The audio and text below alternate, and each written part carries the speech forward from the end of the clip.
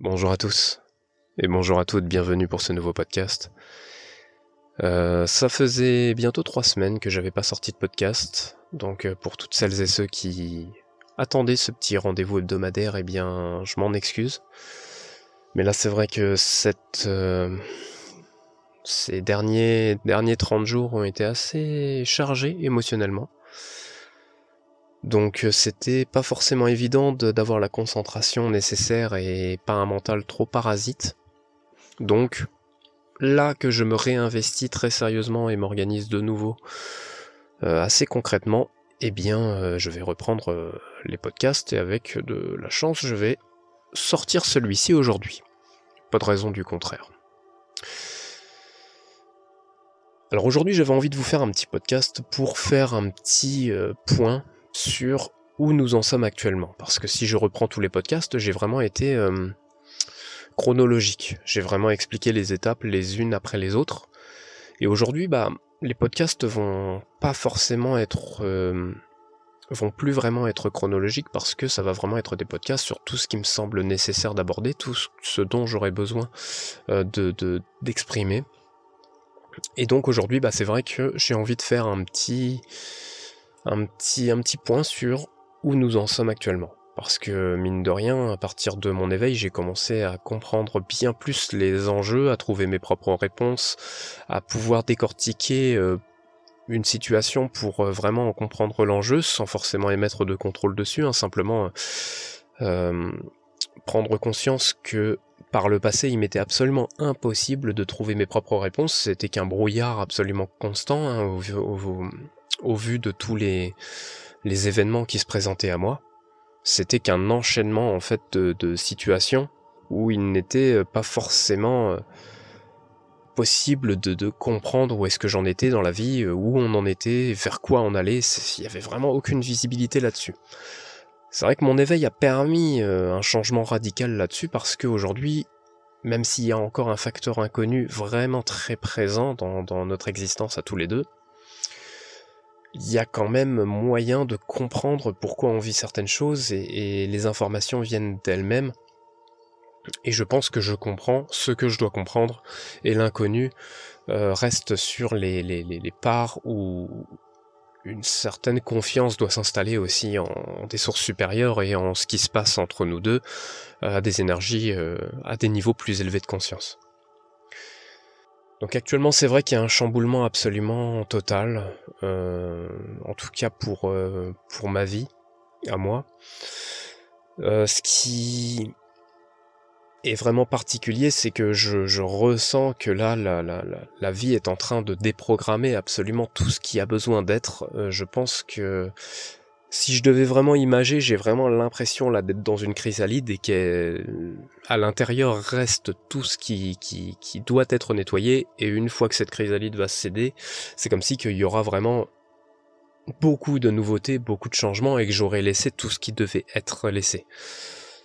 Il y a vraiment cette sensation là qu'il y a un nettoyage sur beaucoup de sujets. Alors pour être honnête, une bonne partie des personnes que je connais là ressentent la pression de ce début d'année, ressentent que les énergies sont fortes, ressentent qu'il y a beaucoup de changements là qui se mettent en place, beaucoup de déconstruction, beaucoup de choses qui s'effacent, qui laissent place à de la nouveauté. Donc si c'est votre cas, eh bien je vous envoie beaucoup de courage, de chance, parce que c'est vrai que de mes yeux à moi, cette période est vraiment pas simple à gérer. Donc si c'est votre cas, voilà, je vous envoie des pensées, de l'empathie.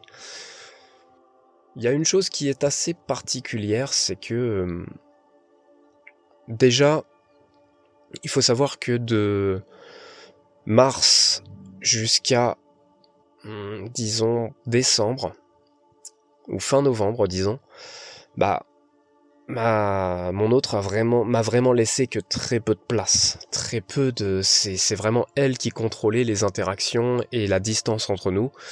Elle permettait pas vraiment que j'ai mon mot à dire. Dès que je faisais un pas vers elle, elle faisait un pas en arrière, c'était très flagrant, visible de mes yeux. Quand je dis qu'elle était dans le déni, beaucoup de personnes réagissent en mode non, elle est pas dans le déni, c'est juste que c'est priorisé, etc. Bon, là-dessus je suis tout à fait d'accord, mais ne pas vouloir accepter une idée ou voir la réalité des choses, ou voir, ça ressemble à un comportement que j'ai eu, et c'est quand même une certaine forme de définition du déni, c'est-à-dire ne pas se focaliser sur des détails importants et se focaliser sur d'autres, ça ressemble tout de même, en termes d'action, à du déni. C'est pas forcément vu d'une manière négative, parce que moi ça me permet de voir en fait que effectivement certains mécanismes qu'elle a adoptés depuis 1 an ressemblent à ceux que j'avais auparavant, donc c'est hyper intéressant d'une certaine manière en étant juste objectif. Et après cette période là de mars à décembre, elle a commencé à doucement s'apaiser sérieusement, et en tout cas vis-à-vis de moi, et à commencer à doucement me relaisser de la place et à reprendre mon avis en considération. C'est elle qui choisissait toujours les interactions quand on se voyait, quand on se parlait, quand elle m'accordait du temps, hein. Mais on a pu, voilà, doucement sentir qu'une porte s'ouvrait de nouveau, en tout cas en termes de communication et d'espace.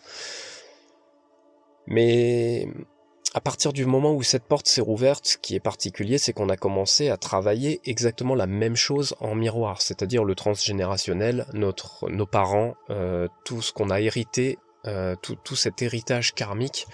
On a travaillé la même chose en même temps, et ça, de tout notre parcours depuis notre rencontre, c'était la première fois.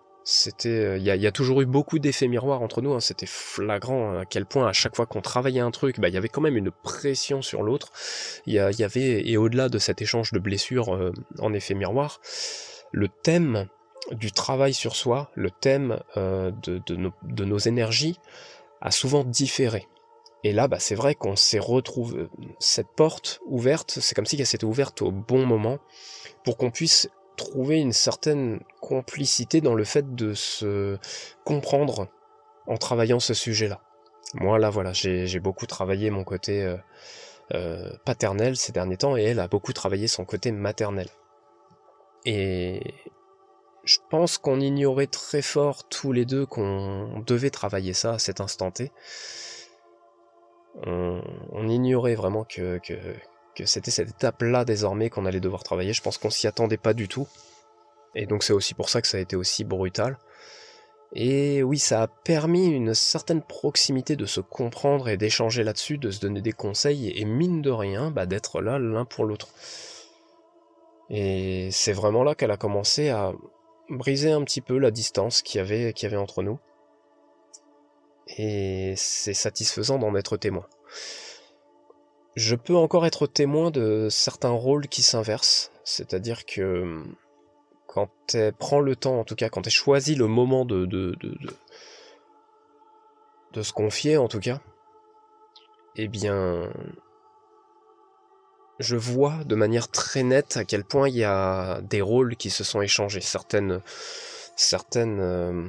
comment dirais-je, des moments où j'ai eu une certaine forme d'agissement, une certaine forme de la manière dont je me comportais. Je peux voir que on a largement échangé ces rôles-là. Je me revois à sa place quelques années en arrière, et je la vois à ma place quelques années en arrière. Ça, c'est toujours quelque chose qui est présent. Moi, j'ai toujours cette sensation que c'est vraiment pour me permettre de comprendre quelle place elle a eu, quel état d'esprit elle a pu avoir. Et je pense qu'elle se pose toujours pas ce genre de questions, et je pense peut-être pas que ça arrivera, parce que peut-être que ça lui est pas nécessaire de comprendre ça, mais que c'est plutôt mon rôle à moi. Et c'est juste, hein, je lutte pas. Mais aujourd'hui, oui, je sens que la vie me met dans une position vraiment très particulière, assez obscure, me fait travailler énormément d'insécurité, me fait travailler énormément de doutes, de peur et de crainte. Simplement, depuis mon éveil, c'est comme si j'étais beaucoup mieux armé pour lutter contre ça. Ce sont des choses contre lesquelles j'ai lutté pendant des années, et sans avoir la possibilité de m'en sortir. Ça me mettait dans des phases assez sombres, ça me mettait dans une phase égotique assez sévère. Et là, au moins, j'ai la satisfaction de voir que peu importe la quantité de négativité qu'on met autour de moi, j'arrive quand même à rester positif, à conserver de bonnes énergies et surtout à ne pas tomber dans une phase égotique. Donc ça, c'était quelque chose que j'avais littéralement besoin de ressentir. Un jour, on m'a demandé en commentaire, mais est-ce que vous êtes absolument certain que si là, elle revenait vers vous, vous ne reproduirez pas les mêmes erreurs ? J'avais suffisamment de preuves pour pouvoir affirmer que oui, et avec certitude, avec confiance en moi, oui, je suis désormais quelqu'un qui ne lui fera plus ce mal, et qui reproduira plus ces mêmes erreurs. Mais là, c'est comme si c'était vraiment une toute nouvelle preuve envers moi-même, que même en étant vraiment très très sombre au niveau énergétique, même en étant très sombre au niveau de ce qui m'entoure, comme événement, situation, eh bien je ne tombe pas dans une phase égotique, je ne tombe pas dans ce manque total de contrôle de mes émotions et de mon comportement. Donc ça, c'était quelque chose, je pense que j'avais littéralement besoin de vivre au sens propre, parce que peut-être que ça reflétait une petite appréhension tout de même. J'espère vraiment très fort que ce moment où on se réunira sera bientôt, mais peut-être que inconsciemment il y avait encore ce petit manque de confiance ou d'estime face au fait de potentiellement à nouveau la reblesser ou quoi que ce soit. Donc bon, si on en suit les étapes logiques à travers ce lien, il y a la confrontation un petit peu des égos jusqu'à résolution des dernières tensions un petit peu au niveau des blessures. Donc ça, bon, je me doute qu'il y a aussi un travail de compromis, d'écoute, d'attention et de prise en compte des besoins de l'autre. Hein. Voilà, ça commence à devenir vraiment une relation de couple vraiment classique. Hein. Mais ouais, j'avais besoin de vivre ça, je pense. Il se passe quelque chose de très particulier en ce moment, c'est-à-dire que quand on se voit et que on échange un petit peu, c'est impressionnant à quel point ces propos, de manière totalement inconsciente de sa part, sont exactement ce que j'ai besoin d'entendre sur le moment. Alors ça, je trouve ça vraiment fascinant, parce que c'est pareil, ça me permet de faire un parallèle avec toutes ces années où j'ai pas écouté ce qu'elle me disait. Elle avait certainement des trésors hein, dans ses paroles. Il y avait énormément de choses qui étaient sans doute incroyables en termes de compréhension, mais je ne les ai pas écoutées, c'était pas mon moment. Et aujourd'hui, il y a des moments comme ça vraiment des petites synchronicités où vraiment elle me dit pile poil ce que j'ai besoin d'entendre, qui me redonne confiance et qui chasse certains doutes. Je sais pas si j'effectue la même chose pour elle en miroir, parce que c'est pas quelque chose qu'elle a eu l'occasion de me confier. Moi je lui ai dit, je trouve ça vraiment impressionnant que t'aies ce rôle-là actuellement pour moi. Parce que même si j'ai littéralement augmenté ma confiance en moi et mon estime, c'est pas encore au niveau que je me souhaite en tant qu'individu et en tant qu'être. Et certaines de ces paroles sont vraiment clés actuellement. Au-delà de ça, même si j'ai pas du tout, parce que voilà, elle me communique pas non plus énormément et sur tous les points, hein, c'est pas encore la communication incroyable que je souhaiterais, mais je pense que sentimentalement, elle a encore des choses à vivre, des choses à régler, aussi à véritablement trouver ses limites, ce qu'elle souhaite aussi au sein d'une relation. On sent que le peu d'infos que j'ai me montre qu'elle a encore ce besoin de se trouver en tant que femme aussi. Je pense qu'elle a encore besoin de régulariser, enfin de réguler un petit peu ses polarités. Et c'est marrant parce que ça aussi on le fait en miroir, elle doit trouver un certain apaisement hein, à ce côté feu qu'elle a toujours eu, et moi je dois justement m'imposer beaucoup plus et être beaucoup plus convaincu de la légitimité de mes propos et de ma place. Et en ce moment mon côté familial me fait travailler aussi un peu ça, ce qui a tendance à déclencher un petit peu d'ego encore. Je pense que ça fait des petites piqûres de rappel à ces moments où la blessure de rejet était vraiment très forte. Et je pense qu'on m'invite en fait à m'exprimer et à prendre ma place en fait au sein d'une discussion, au sein voilà, d'un débat ou d'un groupe. On me force à ça, je pense, mais on m'invite à le faire de manière saine, sans oublier que l'avis des autres a une importance. Donc en ce moment, vraiment, voilà, il y a un travail très intense qui se fait, qui s'effectue. C'est pas très simple parce que j'ai partagé ça à Matt Chaser, je sais plus quand. Et je lui ai dit, là je ressens qu'il y a un gros nettoyage qui s'effectue, mais je pense qu'il y a beaucoup trop de choses en même temps, alors on ne vit rien qui est insurmontable. On nous envoie tout ce qui est juste et qu'on peut surmonter, qu'on peut encaisser. Donc là-dessus, bah, ça veut forcément dire qu'on m'envoie des choses en fonction de mes capacités à les gérer. Donc là-dessus, je n'émets pas de jugement, mais c'est plus... Je ressens qu'en ce moment, c'est un peu trop de choses en même temps. J'ai toujours eu un mental qui allait à 200 à l'heure et qui générait vraiment énormément de pensées par jour. Mais là, c'est vrai que depuis quelques semaines, quelques mois, c'est vraiment énorme. C'est... Mon esprit interprète ça comme beaucoup trop, en tout cas. Là, il n'y a vraiment pas de repos en ce moment. Il y a des symptômes de nuit noire, mais il y a des symptômes. Ça ressemble vraiment un petit peu à des symptômes de nuit noire en ce moment, au vu de ma capacité à gérer les choses et interpréter les choses. Mais c'est pas du tout aussi fort que en mai, juin, juillet 2024. Hein, voilà. Donc j'ai confiance en la suite. Je pense que voilà, il y a quelques petites infos que j'ai de ces prochaines semaines slash mois, et du coup ça va aller mieux. J'en ai l'information, mais une certaine hâte s'installe. Mais en tout cas, c'est très intéressant parce que j'ai vraiment cette sensation d'avoir beaucoup de parler de ce qui était, et ça fait plaisir en tout cas de vous partager ce qui est actuellement vraiment dans mon présent là. Là, quand je vous fais ce podcast, c'est ce qui m'arrive en ce moment, et du coup ça fait...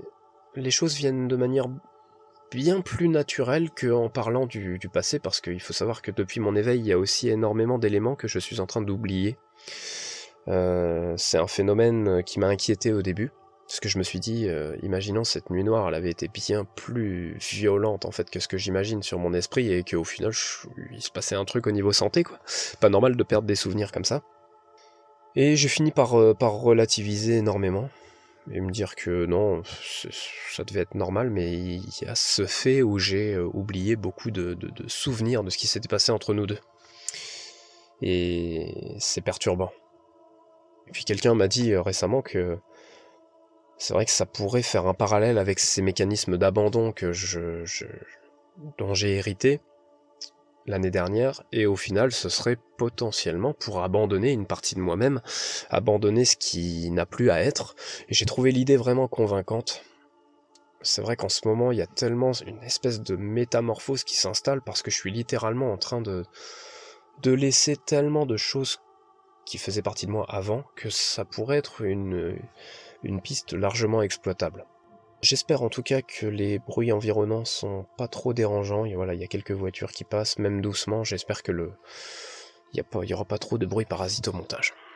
En tout cas, j'ai pris beaucoup de temps pour regarder vos commentaires, donc merci, il y a toujours autant de bienveillance. C'est vraiment agréable. Donc j'ai l'intention de continuer mes podcasts, hein, vous en faites pas, je sais qu'il y a beaucoup de personnes qui sont très réceptives, et ça fait, bah voilà, c'est vraiment très plaisant. Et je suis content d'avoir quelque chose à apporter. Mais là voilà, je reprends doucement, et j'avais même laissé l'écriture de côté. Je m'étais fixé un objectif temporel concernant le bouquin que je suis en train d'écrire, et puis bah au final j'ai repris qu'hier, mais j'ai énormément avancé, donc c'est cool. Mais voilà. Je pense que c'était intéressant de vous partager ça. Est-ce qu'il y a autre chose de nécessaire à évoquer? Peut-être pas spécialement. En tous les cas, je vais essayer d'enregistrer des podcasts d'avance et de les programmer. Je vais aussi me mettre au short YouTube pour fournir vraiment plusieurs types de contenus. Et voilà, donc je vais essayer de reprendre vraiment sincèrement et de manière beaucoup plus active et beaucoup plus méthodique. Donc j'espère que ça vous plaira, j'espère que tout ce que je vais créer comme contenu d'ici peu de temps vous plaira. N'hésitez toujours pas à interagir en commentaire, je réponds dès que je le peux, et dans tous les cas je lis tous les commentaires. Merci encore pour votre bienveillance. C'était très agréable pendant ces 3 dernières semaines de lire vos commentaires. Ça m'apportait beaucoup de bien, donc merci beaucoup. Si cette période est aussi compliquée pour vous, eh bien je vous envoie beaucoup de courage et d'empathie. Et beaucoup de chance. Donc prenez soin de vous, et à bientôt.